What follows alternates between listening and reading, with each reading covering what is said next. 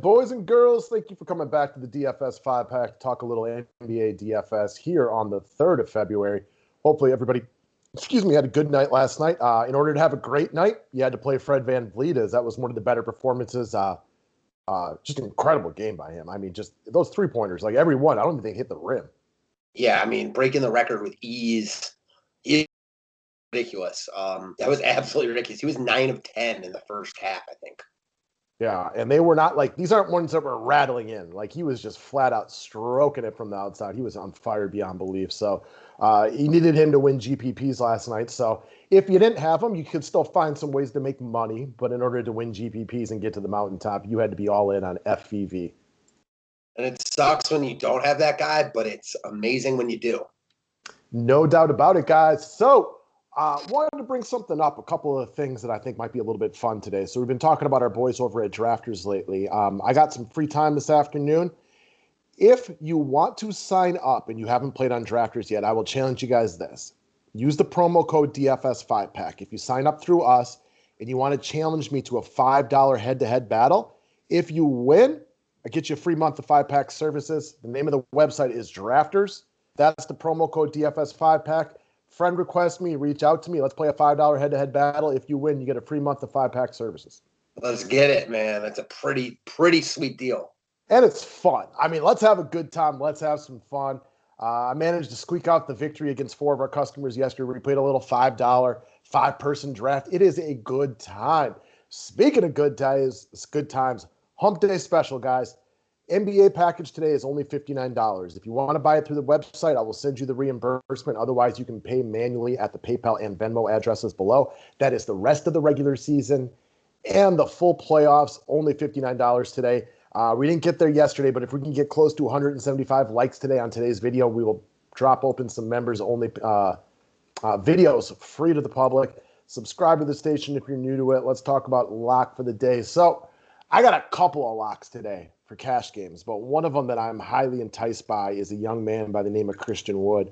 One of the feel-good stories of the NBA this season, how well he's playing for the Houston Rockets. So the Houston Rockets are going to go without point guard John Wall tonight. All that does for my money is make their other good players a little bit more intriguing. There's a couple of good players left on this Houston Rockets team who's really surging, playing well right now, matched up against the Oklahoma City Thunder team that is without their best player, no Shai Gilgeous-Alexander tonight. That is a team we detailed in great length on the members-only video today. If you want it, check it out. Christian Wood has killed it again the last 2 games. Despite blowout wins and not having to play at all in the fourth quarter, he has been nothing short of fantabulous. He's really been good in every game this year, outside of the games against the LA Lakers, who he does not match up well with Anthony Davis, who we know to be one of the premier post defenders who can also run to the outside and take him off the three-point line a little bit. This is a very high floor play. All we've seen him do all season long is produce. There are plenty of pieces available in this game. I don't think Christian Wood is going to be like overwhelming chalk. There are a couple of very likely overwhelming chalk plays today. I don't think he's one of them, but I don't think he's like super like low owned, like 1% either. I view this one like I did Kawhi yesterday. I think he gets a little love, not a ton, but I just like him. I feel very safe with him in my lineup.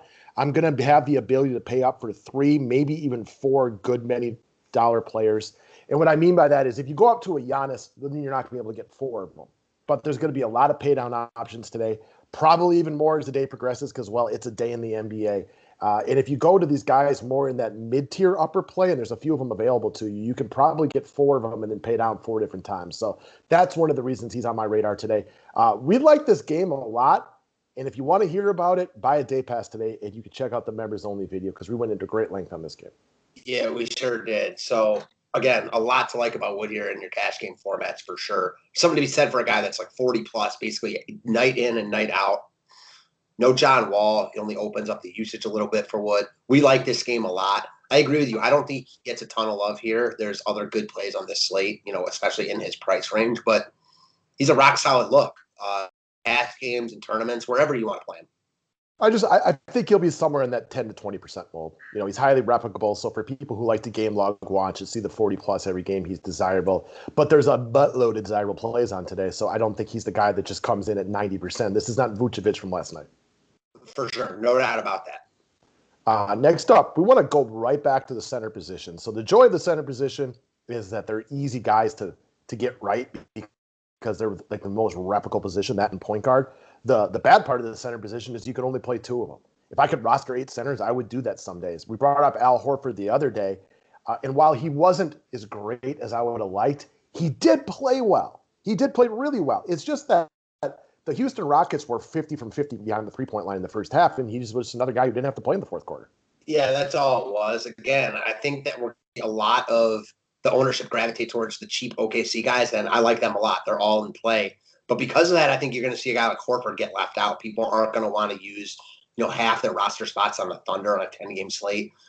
And that being said, I think Horford's a best spot here. I think this game is competitive. You're going to see OKC get up with no shy.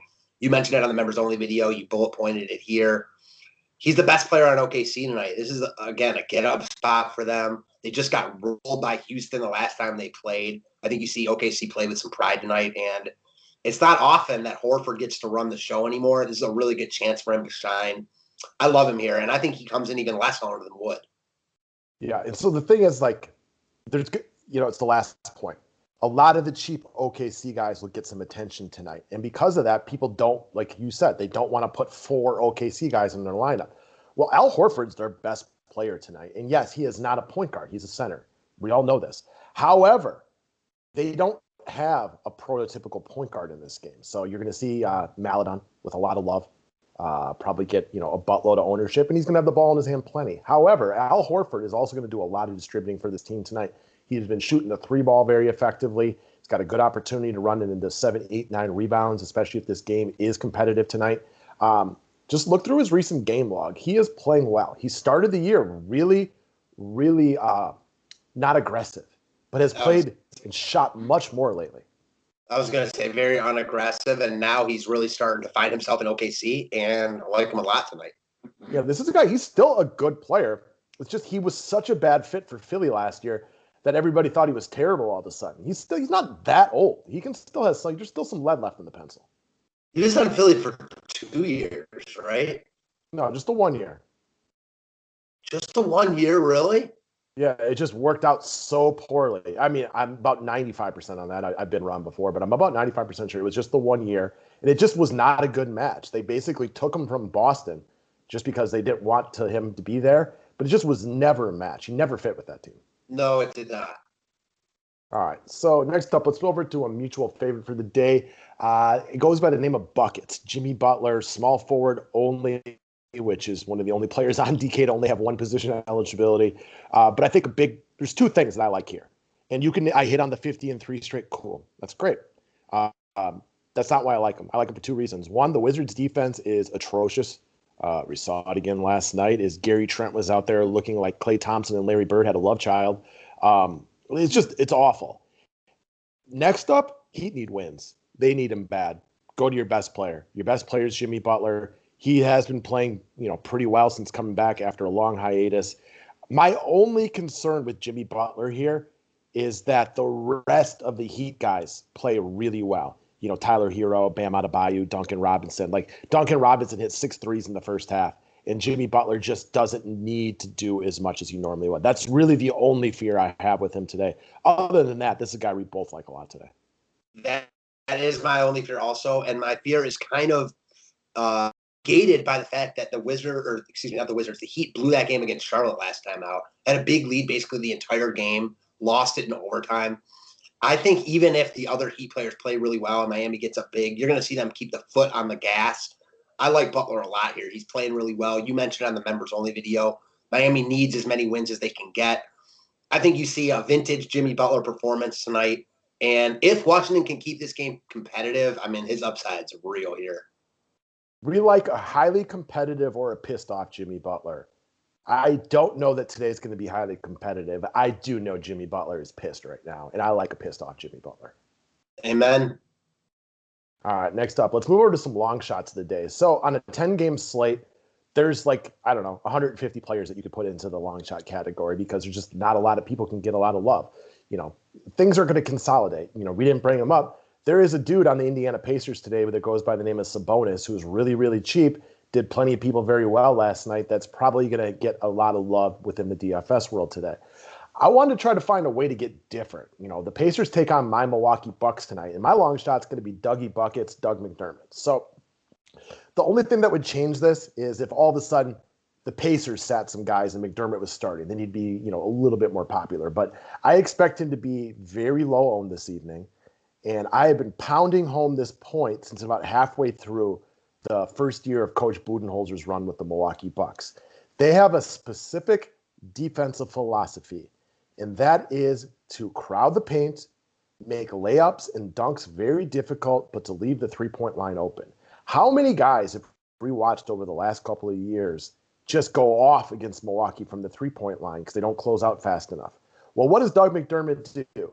He doesn't do much besides shoot threes. So what would happen if the Bucks get up early in this game and they need to shoot their way back into it?